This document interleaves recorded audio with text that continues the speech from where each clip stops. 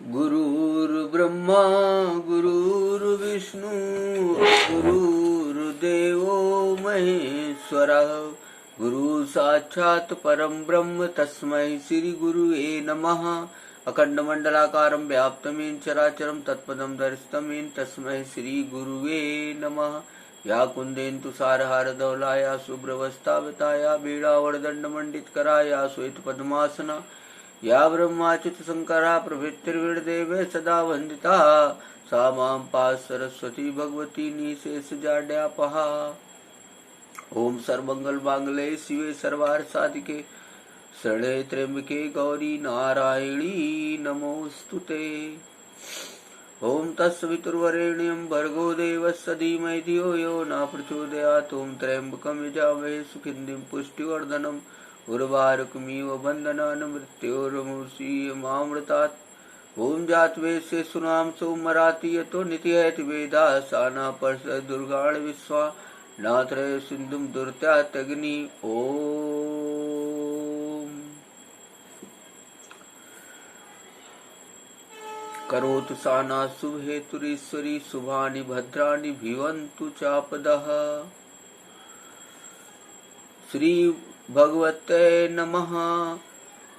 सृष्टो या सर्गरूपा जगद्वन विधो पालनी या च रौद्री संहारे चापि यस्या जगतिदमखिलं क्रीडनं या पराख्या पश्यन्ति मध्यमाथो तदनु भगवती वैखरी वर्णरूपा सा स्मद्वाचम प्रसन्ना विदहरि गिरिसाराधितालंकरोतु। नारायणं नमस्कृत्य नरं चैव नरोत्तमं देवीं सरस्वतीं व्यासं ततो जयमुदीरयेत्।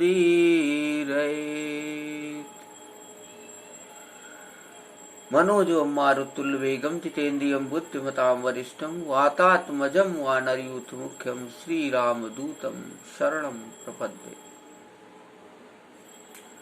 ओम श्री भगवते नमः। ओम श्री भगवते नमः। ओम श्री भगवते नमः।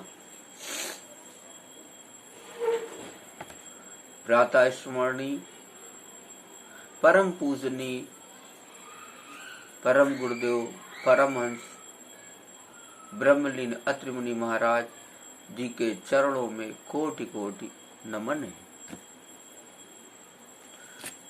आज नवरात्रि का प्रथम दिवस है। प्रथम दिवस में हमने सोचा क्यों ना श्रीमद् देवी भागवत महापुराण आप लोगों को क्यों न सुनाया जाए। तो आज प्रथम दिवस है देवी भागवत महापुराण का। बोले भक्तर भगवान की जय। ओम लीं मंगलामुखी सर्वदुष्टानां वाचं मुखं पदम स्तंभे दिव्याम कीले बुद्धि विनाशे ह्लीं ओम स्वाहा। बोलो बगलामुखी मैया की जय। ओम ह्रीं ह्रीं ललितांबाय फट। ओम ह्रीं ह्रीं ललितांबाय फट। बोलो राजराजेश्वरी त्रिपुर सुंदरी मैया की जय। ओम ऐं ह्रीं श्रीं प्रतिंगरे माम रक्ष रक्षतून भंजय भंजय फेम हुम फट स्वाहा। बोलो भद्रकाली मैया की जय। बोलो निकुंबला मैया की जय।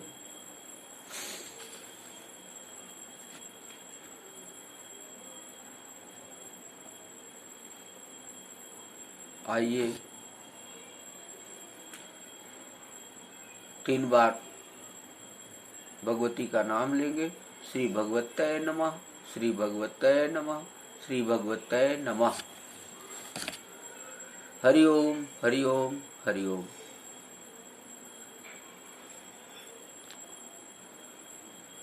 बड़ी दिव्य कथा है।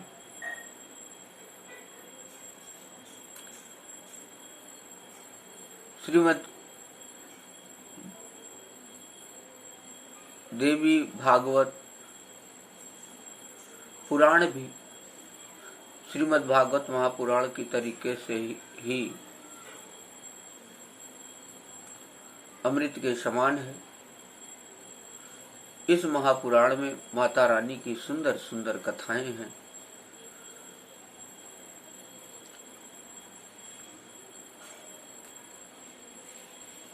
पहला ये महात्म का अध्याय है। ऋषि गण तथा सूत जी का संवाद होता है और इसमें देवी भागवत की महिमा के बारे में कहा गया है। जो सृष्टि में सर्ग शक्ति, स्थित काल में पालन शक्ति तथा संहार काल में रुद्र शक्ति के रूप में रहती हैं, चराचर जगत जिनके मनोरंजन की सामग्री है, परा पश्यंती मध्यमा एवं बैखरी वाणी के रूप में जो विराजमान रहती हैं, तथा ब्रह्मा विष्णु एवं शंकर के द्वारा जो आराधित हैं, वे भगवती आद्या शक्ति हमारी वाणी को सुशोभित करे। भगवान नारायण, नरश्रेष्ठ अर्जुन, भगवती सरस्वती एवं महाभाग व्यास जी को प्रणाम करके इस देवी भागवत नामक विजय गाथा का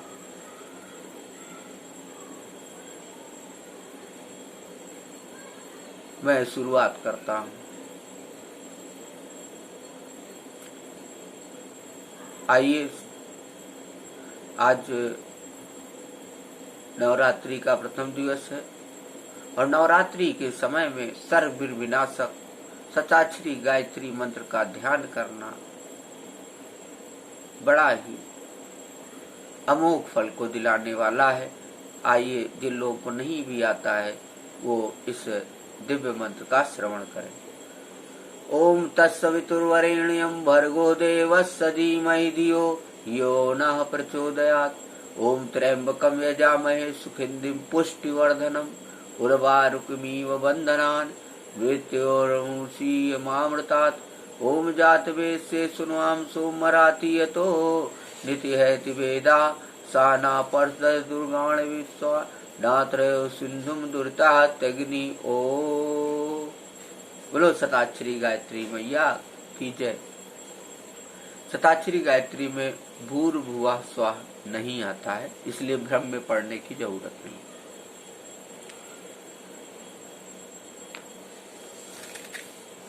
श्रीमद् देवी भागवत में प्रसंग आता है कि ऋषिगण सूत जी से कहते हैं, आप बड़े बुद्धिमान हैं, व्यास जी से आपने शिक्षा प्राप्त की है, आप बहुत वर्षों तक जीवित रहें। भगवान, अब आप हमें मन को प्रसन्न करने वाली पवित्र कथाएं सुनाने की कृपा करें। भगवान विष्णु के अवतार की पावन कथा संपूर्ण पापों का संहार करने वाली एवं अत्यंत अद्भुत है। हम भक्ति पूर्वक उसका श्रवण कर चुके। भगवान शंकर का दिव्य चरित्र भस्म और रुद्राक्ष धारण करने की महिमा तथा इसका इतिहास भी आपके मुखारविंद से सुनने का सुअवसर हमें मिल चुका। अब हमें वह कथा सुनने की इच्छा है जो परम पवित्र हो तथा जिसके प्रभाव से मनुष्य सुगमता पूर्वक भुक्ति और मुक्ति के सम्यक अधिकारी बन जाए। महाभाग, आपसे बढ़कर संदेह निवारण करने वाले अन्य किसी को हम नहीं देखते। आप हमें मुख्य मुख्य कथाएं कहने की कृपा कीजिए, जिससे कलयुगी मनुष्यों को भी सिद्धि मिल सके। ऐसा जब ऋषिगणों ने सूत मुनि जी से कहा तो सूत जी ने ऋषियों से कहा कि तुम बड़े भाग्यशाली हो, जगत के कल्याण होने की इच्छा से तुमने यह बहुत उत्तम बात पूछी। अतः संपूर्ण शास्त्रों का जो सार रूप है वह प्रसंग विशद रूप से तुम्हारे सामने मैं उपस्थित करता हूँ। ऋषियों ने कहा, महाभाग सूत जी, आप वक्ताओं में सर्वश्रेष्ठ हैं। वह पुराण कैसा है और उसके सुनने की कौन सी विधि है? कितने दिनों में यह कथा संपन्न होती है? इस कथा में किस देवता का पूजन होना चाहिए तथा कितने मनुष्य पहले इसे सुन चुके हैं और उनकी कौन कौन सी अभिलाषाएं पूर्ण हो चुकी हैं, यह सब हमें सुनाने की कृपा कीजिए। सूत जी कहते हैं, व्यास जी भगवान विष्णु के अंश हैं, पराशर जी उनके पिता और सत्यवती माता हैं। व्यास जी ने वेदों को 4 भागों में विभाजन करके उन्हें अपने शिष्यों को पढ़ाया, किंतु जो संस्कारहीन नीच कुल में उत्पन्न वेद पढ़ने के अनधिकारी एवं स्त्रियां और मूर्ख जन हैं, उन्हें धर्म का ज्ञान कैसे हो, यह चिंता उनके मन में जाग उठी। तब स्वयं मन में विचार करके उन्होंने उक्त प्राणियों के धर्म ज्ञानार्थ पुराण संहिता का संपादन किया। 18 पुराणों की रचना करके उनको मुझे पढ़ाया, महाभारत की कथा भी सुनाई। उसी समय भुक्ति और मुक्ति देने वाला देवी भागवत नामक पुराण रचा। स्वयं उसके वक्ता बने और राजा जन्मेजय को श्रोता होने का सुअवसर प्राप्त हुआ। पूर्व समय की बात है, जन्मेजय के पिता राजा परीक्षित थे। उन्हें तक्षक सर्प ने डस लिया था। उनकी दुर्गति निवारण के लिए जन्मेजय ने देवी भागवत सुना। वेद व्यास जी के मुखारविंद से 9 दिन में इसकी श्रवण विधि संपन्न की। कितना दिव्य है कि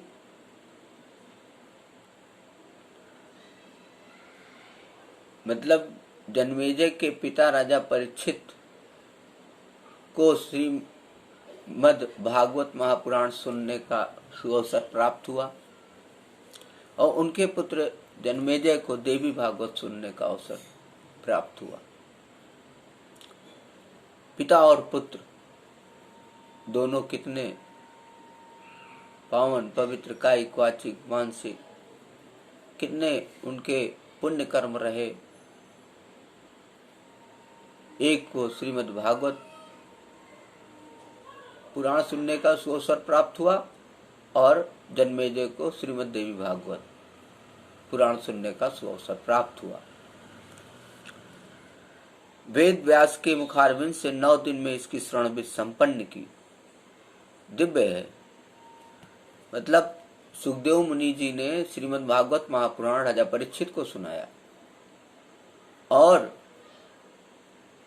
सुखदेव मुनि के पिता वेद व्यास जी ने जन्मेजय को 9 दिन में श्रीमद् देवी भागवत महापुराण सुनाया। कितनी दिव्यता है। आगे जी कहते हैं कि वे त्रिलोक जननी भगवती आद्या शक्ति का विधि पूर्वक पूजन करते थे। नवाह यज्ञ समाप्त होने पर उसी क्षण महाराज परीक्षित को भगवती का परम धाम प्राप्त हो गया। दिव्य रूप धारण करके वे वहां पधार गए और पिता को परम धाम प्राप्त हो गया। यह देखकर राजा जन्मेजय को अपार हर्ष हुआ और उन्होंने मुनिवर व्यास जी की भली भांति पूजा की। जो मानव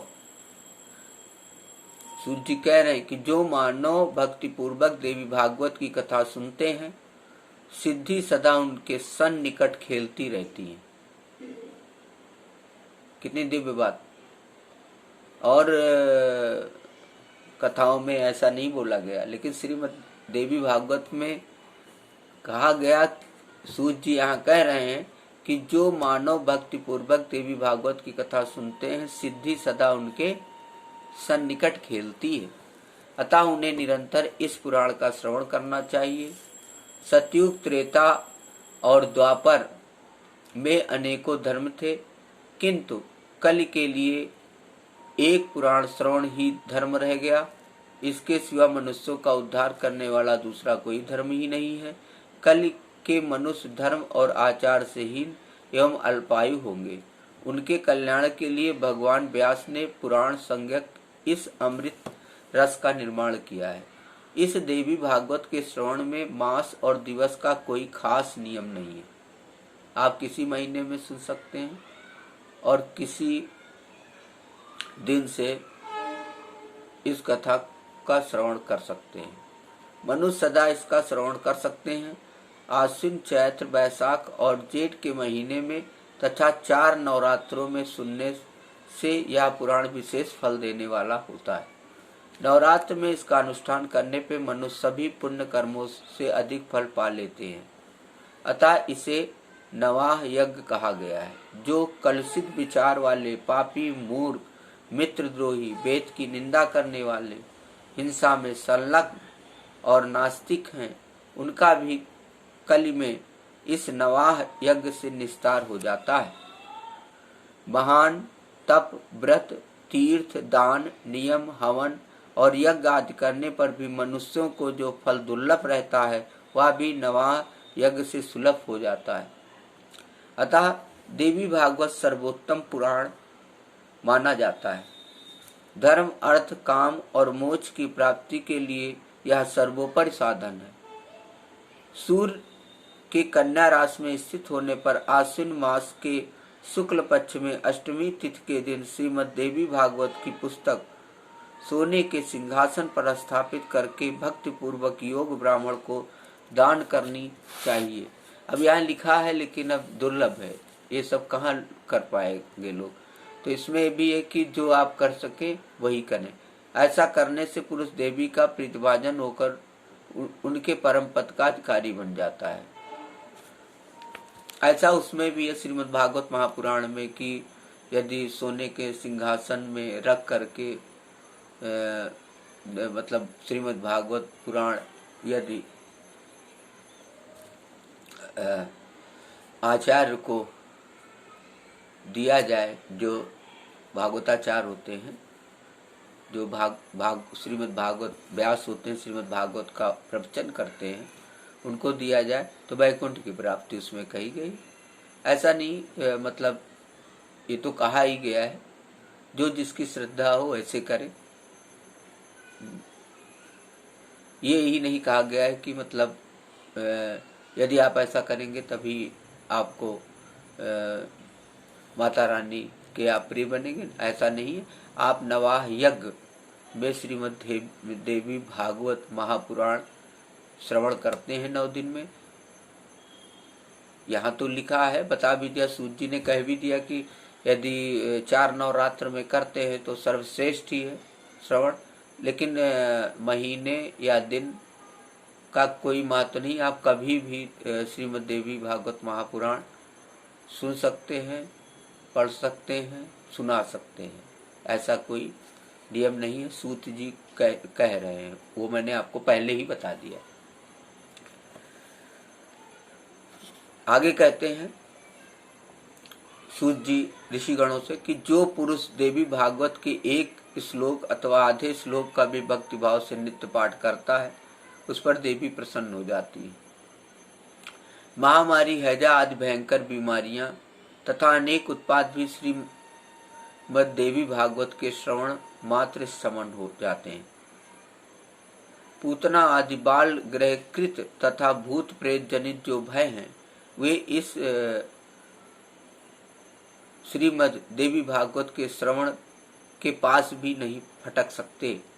भक्ति पूर्वक श्रीमद् देवी भागवत का पाठ और श्रवण करने वाला मनुष्य धर्म, अर्थ, काम और मोक्ष के फल का अधिकारी हो जाता है।